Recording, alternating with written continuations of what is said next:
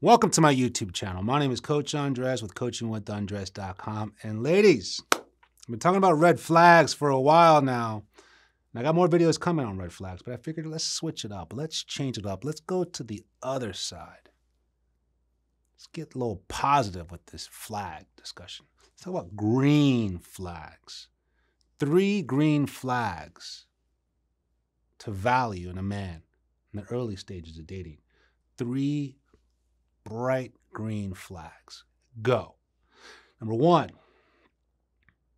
he respects your choices. He respects your boundaries. And it's interesting because I can see where that can go so far, but I want to elaborate more. In the early stages of dating, he respects your choices of what you do. He respects your choices of who you are, how you schedule your life. He respects it. He's not trying to change that. He respects your boundaries of your availability, what you prioritize, who you make time for, how hard you work, your persistence in your studies or your fitness or your work. He respects what you're about. He's not trying to disrupt it or interrupt it. He's trying to add to it. If anything, that's hopefully why he likes you, because you're so independent, ambitious, excited, enthusiastic, passionate, hard worker, such a giver, such a great family member. He understands those boundaries and he respects that. He understands he hasn't earned your trust or your respect or your time yet. There's interest in all 3, but he hasn't earned that yet. So when there's a green flag on his approach, the biggest thing I've learned personally and professionally in the dating world and as a dating coach: patience. Patience. Be patient when you're about to go on a date. Be patient when you're about to start dating. Be patient when you are getting to know someone in the dating stages. Be patient. It's such a great green flag. Don't overcompensate with text messages and thoughts and social media searching. Be patient. Be selective with who you're choosing to be with and date and get to know. When you find someone who respects your boundaries, your choices, now you met someone who really wants to date you for you, not how you make them feel. Now you see the difference of, I want to date her, I don't need to date her. I would love her love, I don't need her love. That to you now is a green flag go on. He's approaching me differently. It's not a chase. It's not a game. It's not a win. It's not an ego rush. It's not an accomplishment or a conquering of another, trying to hit that. You know what I mean? It's more of he's patiently trying to get to know you for really who you are. He's intrigued. He's interested. And so when he respects your boundaries and your choices, you're not going to feel rushed, pressured. You're not going to feel controlled in any way. When you're available, call me. Oh, you're not free this weekend? How about next weekend? Oh, you need to cancel because last minute work assignment? No problem. Do good. Do great. Hey, my friend just got in town. It was a surprise. Can we? Of course. The friend that you've known for 15 years where I've only known you for 2 months? Of course. All those different factors that come in the early stages of dating, when someone respects your boundaries, respects your choices, that shows a lot of respect for you. Pay attention to that green flag. It's a good one. Before I go on to number 2 on the green flag, how to just basically full circle on respects your choices and respects your boundaries. It's a big indication that he's listening to you. He's listening to you. He values what you're saying. He's present in your company. And so when he shows to respect your choices and your boundaries of who you are or your relationships, you could tell he's paid attention to it. Because I would assume if he's given off that green flag, that's a reflection on what he values for his boundaries and choices. So it goes both ways. It's a beautiful thing. You want that. You want that. If I value and respect your boundaries and wishes and choices, I hope that goes 2 ways. And that means being patient, being present, and being a good listener. Great flag to look for. Number two, unfortunately, I've seen this kind of twist around with some of my clients' stories.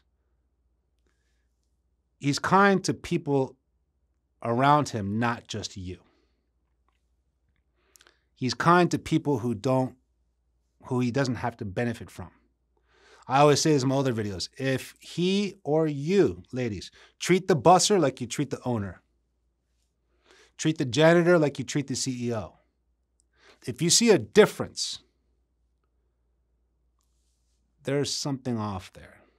There might be some more excitement, maybe some more ass kissing to the CEO or your boss than maybe the janitor or the custodian. I get that, but there's still respect.